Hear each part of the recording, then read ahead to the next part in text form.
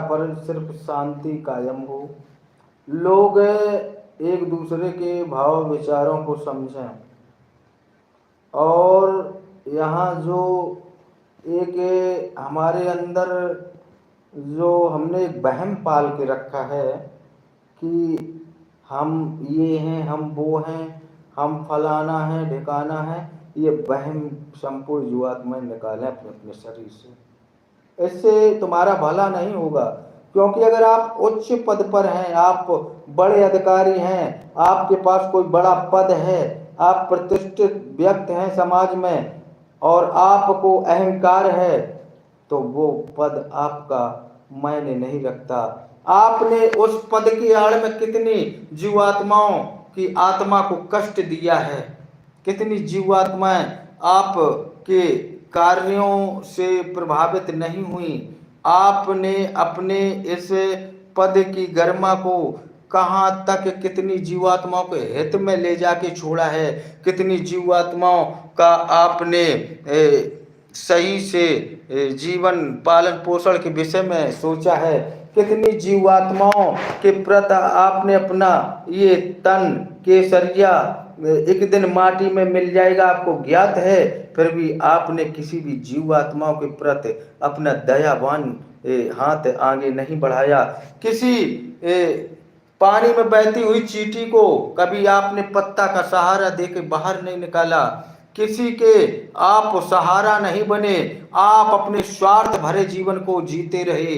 आप सदैव अपने ही बारे में, अपने रिश्तेदारों के बारे में, अपने परिवार को कैसे आगे बढ़ाएं, कैसे सुख सुविधाएं अर्जित करें, कैसे हम अपनी और अपने परिवार की ऐशो आराम की जिंदगी काटें, कैसे दूसरों को धन को ठगा जाए, कैसे लोगों को गुमराह किया जाए, बस इसी विषय में आप हमेशा अपनी ऊर्जा को खत्म करते रहे।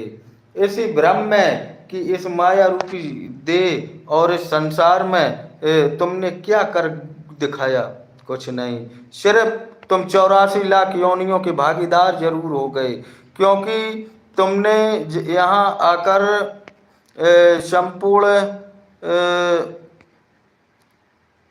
संपूर्ण जीवात्माओं को ठगने का कार्य किया, संपूर्ण जीवात्माओं के साथ खिलवाड़ करते रहे।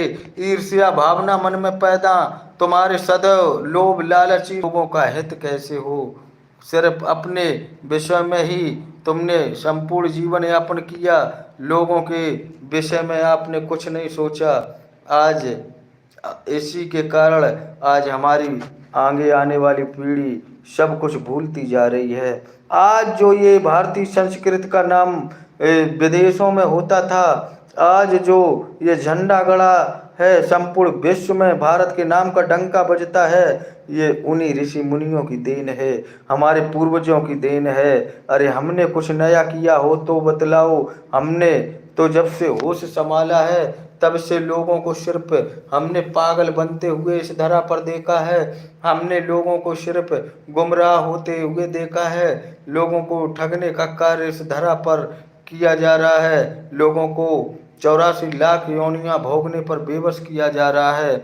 इसलिए हे प्रिय पुण्यात्माओं, आज संत समाज को भी मैं बतलाना चाहता हूँ कि आप तो संत हैं, आप परमात्मा के इतने करीब रहते हुए आप चिंतन मनन द्वारा परमात्मा को भजते रहे, लेकिन आपके अंदर की लोभ ईर्ष्या, आपके अंदर की काम वासनाएं, आप दसों काम ज्ञान इंद्रियों से परे नहीं हो पाए।